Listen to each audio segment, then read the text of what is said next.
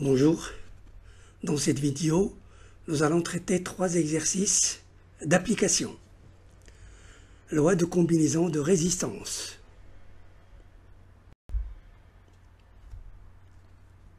Exercice 1.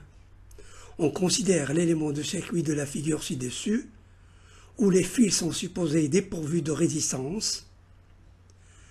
Calculer la résistance équivalente du dipôle AB.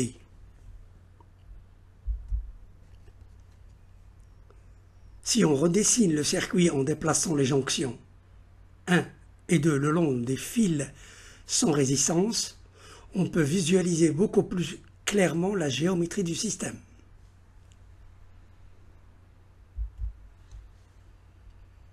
On obtient le schéma suivant.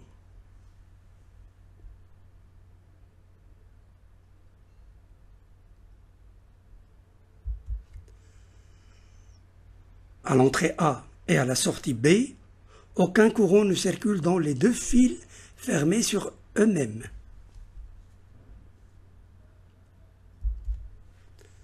Dans ce cas, on peut les éliminer du schéma et le circuit devient tout simplement 3 résistances en parallèle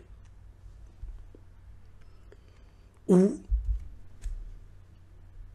1 sur RAB égale 1 sur R plus 1 sur R plus 1 sur R, soit RAB égale R sur 3.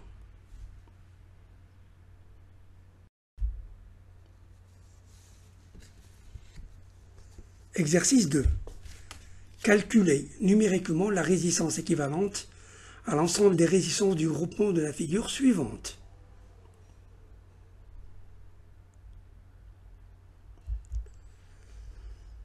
Si on redessine le circuit en déplaçant les jonctions 1 et 2 le long du fil sans résistance, on peut visualiser beaucoup plus clairement la géométrie du système.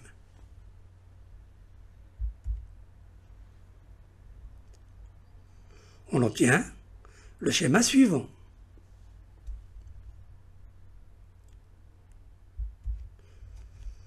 Groupons d'abord les résistances en parallèle, 10 et 10 ohms. On obtient une résistance de 5 ohms.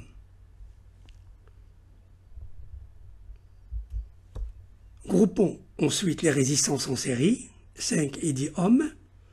On obtient une résistance de 15 ohms.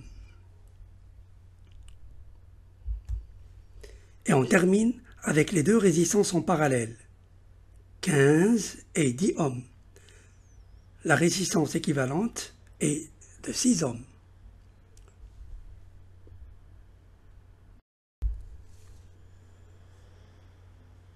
Exercice 3. Calculer numériquement la résistance équivalente à l'ensemble des résistances du groupement de la figure suivante.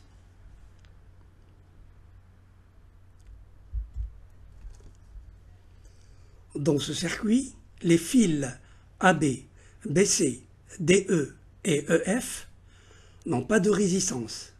Ainsi, les points A, B, C, D, E et F sont au même potentiel, puisqu'on peut se rendre de A à n'importe lequel de ces points en n'empruntant que des fils sans résistance.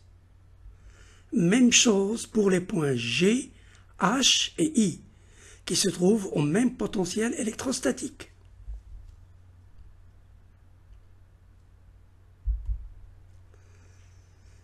Si on redessine le circuit en déplaçant A et C vers B, D et F vers E, et G et I vers H, le long des fils sans résistance, on peut visualiser beaucoup plus clairement la géométrie du système.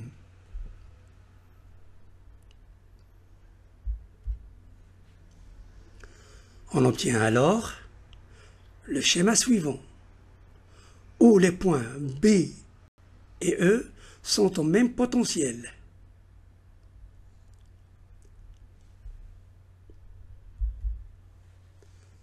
Dans ce cas, aucun courant ne circule dans les deux résistances en court-circuit.